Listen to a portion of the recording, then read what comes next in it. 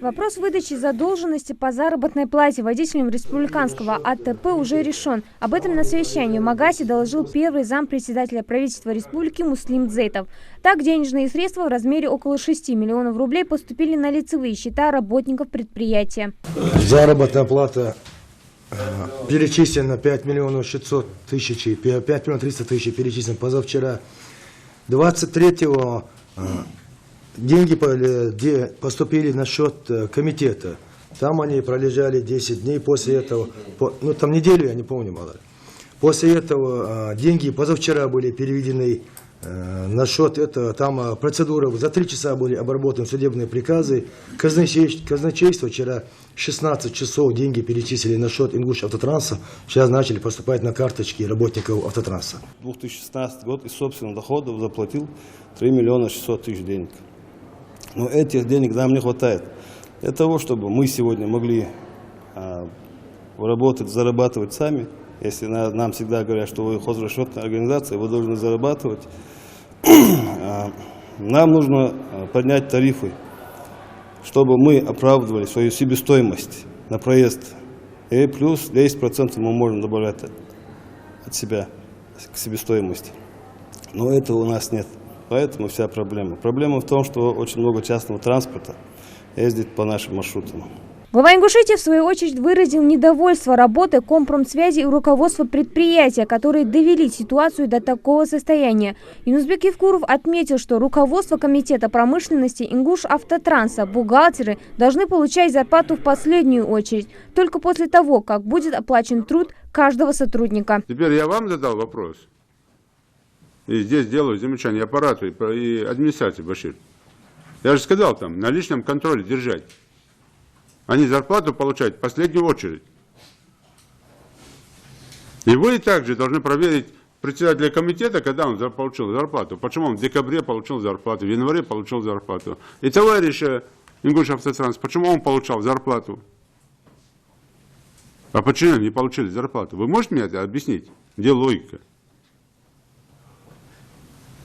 Если можете мне это объяснить? 10 дней, 23-го деньги поступили на комитет. Я не про это тебе говорю сейчас. Ты зарплату получил? Да, получил. Я про это сейчас говорю. Я Ты какое имеешь моральное право получать зарплату, если твои подчиненные не получили зарплату? Виноват, что ли, контролировал. Ты когда зарплату получал? Чего? Ну, если ты не получал, проверить. Не получал, хорошо. Бухгалтер получал? Почему бухгалтер этого получал тогда? Я эту задачу ставил лично вам всем, что руководитель, бухгалтер получает в последнюю очередь зарплату. Было же такое? Да. Почему не выполняется тогда?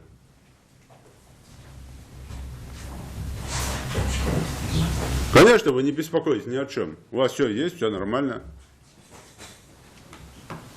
Вы заставляете вот этими своими действиями водителей уже воровать бензин, съезжать с маршрутов или где-то что-то подрабатывать. Сами же их заставляете это делать. Как он может там 5 месяцев без зарплаты жить?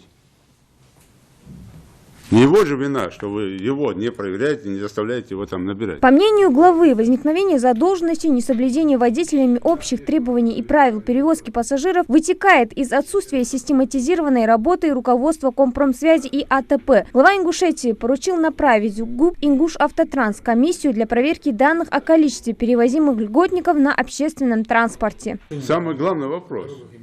Почему вы все видите, что люди не получают зарплату? Сейчас можем говорить, там, валить на водителей, на всех. Что они правы, не правы, там еще что-то. Виноваты вы, как руководители, которые не берете, не систематизируете эту работу. Раз. И второе, в любом случае они есть на работе, есть, они должны получать зарплату. Где это разложено? Мы говорили там, газомоторное топливо, автобусы переводим, сэкономим столько-то денег. Почему-то я не вижу там экономии. Как платили те же выпадающие, те же платим. А куда эти тогда на бензин сэкономленные деньги делись? И кто это рассчитал, кто это разложил все? Кто это видит в конце концов? Вот вчера это до газомоторного топлива столько было денег. Поэтому здесь тоже запишите у себя и поднимите это все. Куда деньги-то делись тогда? Экономия куда девается? Сколько один автобус на бензине или газомоторном топливе иметь экономию. У нас же расчеты такие были. И вот вопрос тогда, куда деньги-то эти делись? Кроме того, Юнусбек Евкуров отметил, что автотранспортное предприятие – хозрасчетная организация, которая должна приносить доход и правильно распределять средства. Если АТП не в состоянии зарабатывать, то руководитель должен освободить занимаемую должность. Вы хозрасчетная организация, вы должны зарабатывать деньги, чтобы самим собой там, прокормить себя. А вы сидите и ждете выпадающие доходы. А если бы их не было? И то, что, как представитель правительства говорит, никто же не ковыряется в этом вопросе. У вас что там, одни льготники ездят на автобусах? 365 дней в году получается. Да. Ну что же не совсем правильно. Да, можем повысить там оплату обелечивания. Оно не будет в бюджет. Оно будет в карман, опять же, всех вот этих людей. В рамках совещания глава Ингушетии поручил правительству проверить штатную численность сотрудников АТП, руководящего состава и в кратчайшие сроки представить отчет о проделанной работе, не допускать образования задолженности по заработной плате. Хадис Добриева, Муслим Ганиев, Новости 24.